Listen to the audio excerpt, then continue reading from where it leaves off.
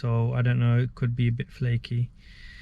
But anyway, I'm at B&Q now because I need a socket set.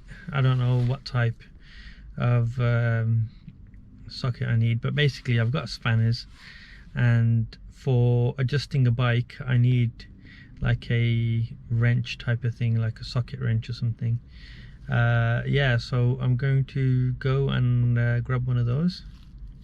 Why don't you come join me?